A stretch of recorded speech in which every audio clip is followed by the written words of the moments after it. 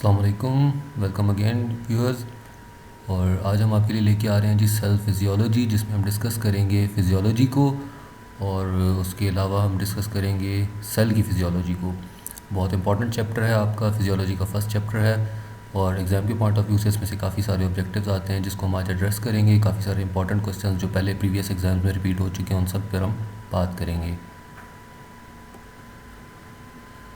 तो before start, अगर आप वाकई में मूड में हैं कि आपने एग्ज़ाम्स की प्रिपरेशन करनी है, आपने तैयारी करनी है, तो फिर आपके पास एक नोटबुक मौजूद होनी चाहिए, एक पेन मौजूद होना चाहिए, ताकि जितनी भी इंपॉर्टेंट चीज़ें हम आपको बताते हैं उनको आप नोट कर सकें। ऐसे क्वेश्चंस जो पहले रिपीट हो चुके हैं उनको आप नोट करें, इनके आंसर्स किस तरीके से देने हैं उनको भी आप अपने पास नोट कर सकें। फिज़ियोलॉजी क्या है जी? It is the branch of science that deals with the functions of the living organisms and its parts. ये ऐसी ब्रांच है साइंस की जिसमें हम देखते हैं कि कोई भी जो लिविंग ऑर्गेनिज़म है उसके पार्ट्स किस तरीके से काम कर रहे हैं, उस ऑर्गेनिज़म के अंदर जो फंक्शंस परफॉर्म हो रहे हैं वो किस तरीके से हो रहे हैं। The term is a combination of two Greek words. ये दो यूनानी ज़ुबान के अल्फाज का मजमुआ है। फिज़िक्स का मतलब है जी नेचर एंड लोगोस का मतलब है साइंस और स्टडी। तो किसी भी ऑर्गन की, किसी भी टिश्यू की, किसी भी सेल की कारकर्दगी को देखा जाता है कि वो किस तरीके से काम करता है। उसकी फिजियोलॉजी में हम ये स्टडी करते हैं कि वो काम कैसे कर रहा है। फिजियोलॉजी को भी मेडिकल साइंस की बाकी ब्रांचेस की तरह आगे हम मुख्तलिफ इसको क्लासीफाई कर सकते हैं मुख्तलिफ़ तरीक़ों से, मुख्तलिफ़ चीज़ों की बुनियाद पर। मिसाल के तौर पे हम कहते हैं कि आप किस ऑर्गेनिज़म की फ़िज़ियोलॉजी को स्टडी कर रहे हैं, सच एज़ ह्यूमन फिजियोलॉजी और प्लांट फिजियोलॉजी की। अगर आप इंसानों की फिजियोलॉजी का मुताला करें तो इंसानों को हम कहेंगे ह्यूमन फिजियोलॉजी, अगर प्लांट्स का तो फिर प्लांट फिजियोलॉजी होगी। इसी तरीके से हम उसको किस लेवल पर स्टडी कर रहे हैं कि सेलुलर लेवल पर कि कौन से सेल्स किस तरीके से काम कर रहे हैं, तो वो सेलुलर फिजियोलॉजी होगी। या फिर मॉलिक्यूलर फिजियोलॉजी के कौन से मॉलिक्यूल्स कहाँ पर मौजूद हैं और वहाँ पर उनकी क्या इंपॉर्टेंस है, वहाँ पर क्या फ़ंक्शन परफॉर्म करते हैं। इसके अलावा हम फिजियोलॉजी को स्टडी कर सकते हैं सिस्टम की बेस पे, कि बॉडी के किसी एक सिस्टम को आप रेस्पिरेटरी सिस्टम की फिजियोलॉजी को देख सकते हैं, कार्डियोवास्कुलर सिस्टम की फिजियोलॉजी को देख सकते हैं, नर्वस सिस्टम की फिजियोलॉजी को देख सकते हैं, डाइजेस्टिव सिस्टम की फिजियोलॉजी को देख सकते हैं। तो किसी भी एक सिस्टम को सिस्टमेटिक बेस पे भी हम इसको डिवाइड कर सकते हैं। फिजियोलॉजी की ब्रांचेस आगे फर्दर सब ग्रुप्स इसके बनाए जा सकते हैं। The cell, it is the basic structural and functional unit of life. Cell किसी भी जानदार जिस्म की साख्त और फ़ेल की बुनियादी इकाई है कि कोई भी जिस्म अगर बनता है, बड़े से बड़ा जानवर भी है, तो उसकी जो आखिरी यूनिट होगा that would be a cell. और it consist of three major parts, तीन बुनियादी इसके हिस्से होते हैं: सेल मेम्ब्रेन या cytoplasmic membrane, cytoplasm and nucleus. Composition of cell, cell किन चीज़ों से मिलकर बना हुआ है? बहुत इंपॉर्टेंट क्वेश्चन है और एग्जाम्स में ये अक्सर पूछा भी जाता है। Composition of cell varies with the type of cell. जिस किस्म का सेल है उसकी मुनासबत से इसकी कंपोजिशन जो है वो चेंज होती है। Different elements and compounds are found in different proportions. मुख्तलिफ़ किस्म के जो कीमियाई अनासर हैं, कंपाउंड्स हैं, वो मुख्तलिफ़ प्रोपोर्शन के अंदर, मुख्तलिफ़ हिस्सों में इसके अंदर मौजूद होते हैं।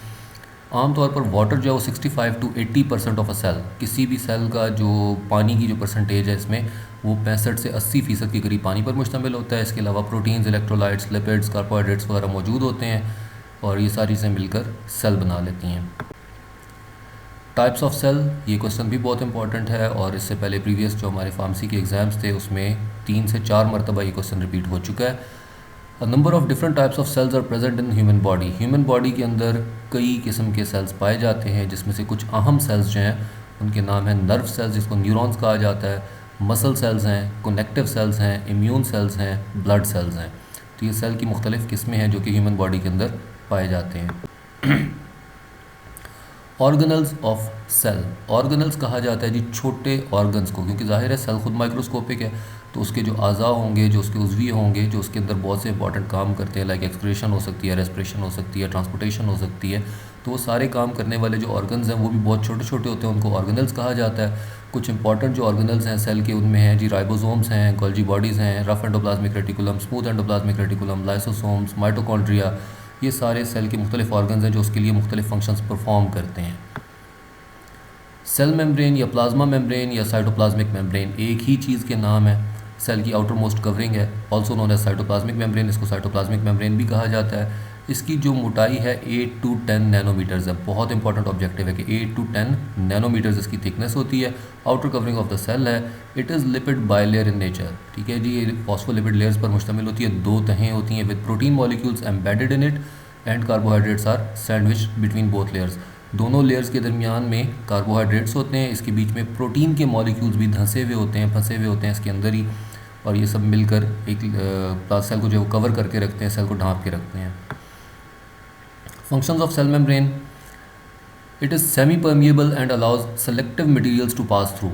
ये सेमी परमिएबल होती है, किसी हद तक परमिएबल होती है, कुछ चीज़ों को गुजरने की इजाज़त देती है अपने अंदर से, कुछ चीज़ों को इजाज़त नहीं देती है, ठीक है। This is the very important function of cell membrane.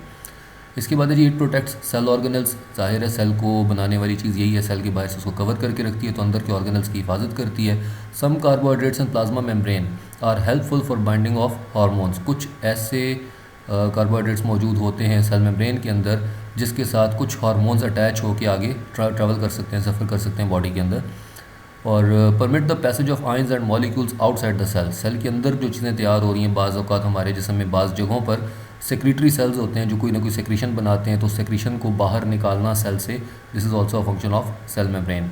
Provides structural support to the cell, cell के वजूद को कायम रखने में बहुत अहम किरदार अदा करती है, उसको एक शेप मुहैया करती है, this is also a function of cell membrane. Cytoplasm, cyto means cell, cytology आपने से पहले स्टडी किया होगा, the study of cell is known as cytology. तो साइटो का वर्ड जहाँ भी आता है it is related to cell, और प्लाज्म का मतलब है जी लिक्विड या मॉल्टन स्टेट या पिघली हुई हालत में कोई चीज़ होगी, माया हालत में होगी, तो that is known as plasm. It is the part of cell that is around the nucleus, यानी कि इसमें न्यूक्लियस शामिल नहीं है, न्यूक्लियस से बाहर जो चीज़ मौजूद है, सेल का हिस्सा जो न्यूक्लियस से बाहर है, and is enclosed in the cell membrane, और जो कि सेल मेम्ब्रेन के अंदर बंद है। यानी सेल मेम्ब्रेन और न्यूक्लियस के अलावा जो कुछ भी सेल के अंदर मौजूद है जिसमें उसके ऑर्गेनल्स भी शामिल हैं, वो कहलाता है साइटोप्लाज्म। अब दूसरी टर्म इस्तेमाल हो रही है cytosol. Cytosol is the liquid around the organelles. ये ऑर्गेनल्स के इर्द गिर्द मौजूद एक माया होता है विद सस्पेंडेड और dissolve molecules of salt, sugar, amino acid and enzymes. Cytosol क्या चीज़ है जी कि साइटोप्लाज्म में से अगर हम ऑर्गेनल्स को काउंट नहीं करते, ऑर्गेनल्स को अलग कर लेते हैं, तो जो बाकी का लिक्विड बचता है वो लिक्विड हमारा कहलाता है साइटोसोल, जिसके अंदर डिज़ोल्व किए हुए या हल हुए हुए उसके अंदर मॉलिक्यूल्स मौजूद होंगे, सॉल्ट्स होंगे, शुगर्स होंगी, एमाइनो एसिड्स होंगे, एंजाइम्स वगैरह होंगे, वो सारा कुछ सिवाय ऑर्गेनल्स के, उसमें ऑर्गेनल्स काउंट नहीं होंगे, दैट वुड बी साइटोसोल। तो हम कह सकते हैं कि cytoplasm is equal to cytosol plus organelles. जब हम साइटोप्लाज्म कहते हैं तो हम साइटोसोल और ऑर्गेनल्स दोनों की बात करते हैं, जब हम साइटोसोल कहते हैं तो हम साइटोप्लाज्म में से ऑर्गेनल्स को माइनस कर देते हैं। जोन्स ऑफ साइटोप्लाज्म, साइटोप्लाज्म के भी कुछ जोन होते हैं जी, इलाके, जोन का मतलब है इलाका या एरिया। तो endoplasm near to the nucleus, जो न्यूक्लियस के करीब का साइटोप्लाज्म होता है उसको हम एंडोप्लाज्म कहते हैं, और जो सेल मेम्ब्रेन के करीब का होता है उसको हम कहते हैं जी एक्टोप्लाज्म।